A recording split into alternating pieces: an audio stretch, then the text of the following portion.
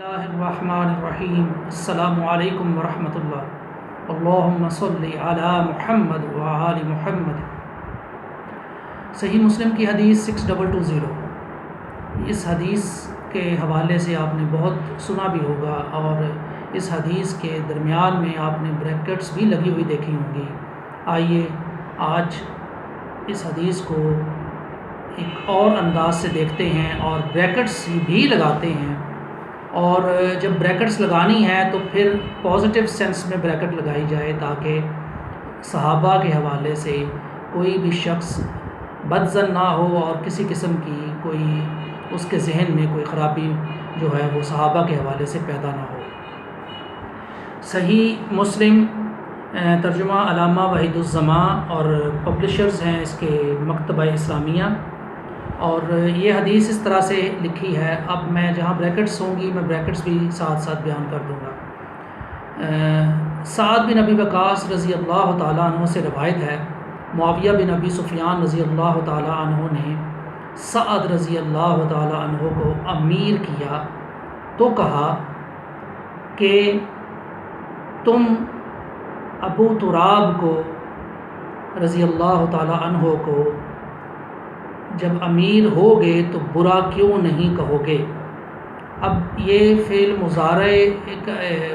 ہے، تو اس میں چونکہ ماضی اور حال اور مستقبل دونوں طرح سے ہو سکتا ہے اس کا مطلب، تو ہم اس کا مطلب اس طرح سے لیتے ہیں کہ یہ لکھا ہوا ہے کہ معاویہ بن ابی سفیان نے سعد کو امیر کیا تو کہا تم کیوں برا نہیں کہو گے ابو تراب کو؟ تو سعد رضی اللہ تعالیٰ عنہ نے کہا، کیونکہ یہ باتیں جو تھیں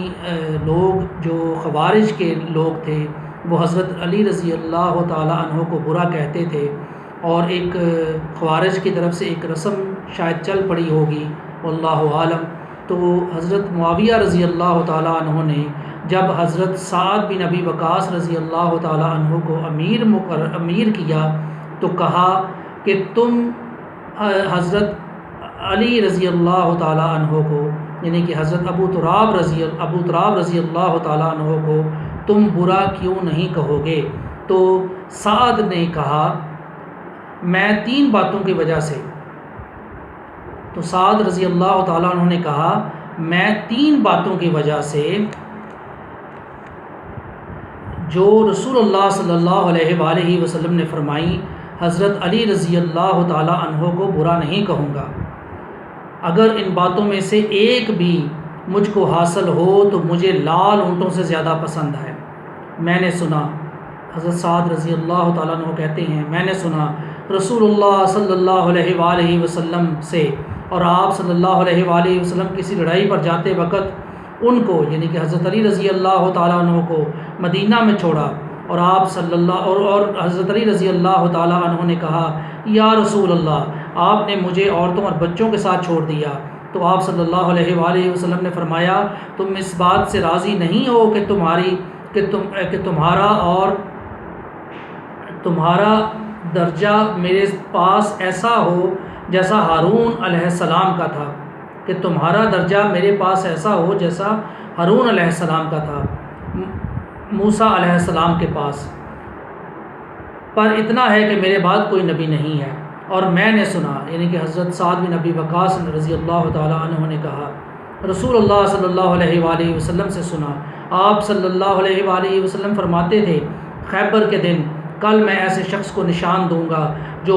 محبت رکھتا ہے اللہ اور اس کے رسول سے، اور اللہ اور اس کا رسول بھی محبت رکھتا ہے اس سے۔ یہ سن کر ہم انتظار کرتے رہے، آپ صلی اللہ علیہ وآلہ وسلم نے فرمایا علی کو بلاؤ رضی اللہ تعالی عنہ۔ وہ آئے تو ان کی آنکھیں دکھتی تھیں، آپ صلی اللہ علیہ وآلہ وسلم نے ان کی آنکھوں میں تھوک ڈالا اور نشان علم ان کے حوالے کیا، پھر اللہ تعالیٰ نے فتح دی ان کے ہاتھ پر۔ اور جب یہ آیت اتری بلائیں ہم اپنے بیٹوں کو اور تم اپنے بیٹوں کو،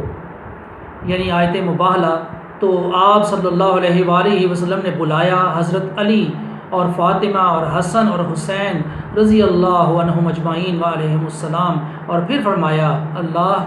یہ میرے اہل بیت ہیں، یہ میرے اہل ہیں۔ تو یہاں پہ اگر ہم اس طرح سے بریکٹ لگائیں اور فعل مضارع جو ہے اس کا صیغہ بدل کے دیکھیں تو ایک بالکل واضح مطلب نظر آتا ہے کہ حضرت سعد بن ابی وقاص رضی اللہ تعالیٰ عنہ کو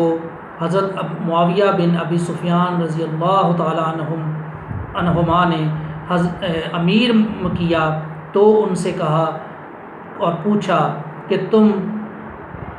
حضرت علی رضی اللہ تعالیٰ عنہ کو برا کیوں نہیں کہو گے؟ تو حضرت سعد رضی اللہ تعالیٰ عنہ نے کہا میں 3 باتوں کی وجہ سے جو رسول اللہ صلی اللہ علیہ وآلہ وسلم نے فرمائی تھی ان کی وجہ سے حضرت علی رضی اللہ تعالیٰ عنہ کو برا کیوں نہیں کہوں گا۔ اب اس حدیث کی یہ جو تعویل ہے، کیا یہ تعویل ممکن نہیں؟ کیا بریکٹس نیگیٹو سینس میں ہی لگانا ضروری ہے یا ان کے حوالے سے امت کے درمیان تفرقہ پیدا کرنا ہی ایک مقصد ہے؟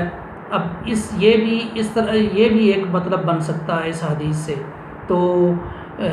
کیا ہمیں ایک پازیٹیو سینس میں ان احادیث کا مطلب نہیں لینا چاہیے؟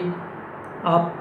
سے ہی سوال کرتا ہوں اور اس کا جواب آپ مجھے کمنٹس میں دیجیے گا۔ جزاک اللہ خیرہ۔ السلام علیکم ورحمۃ اللہ۔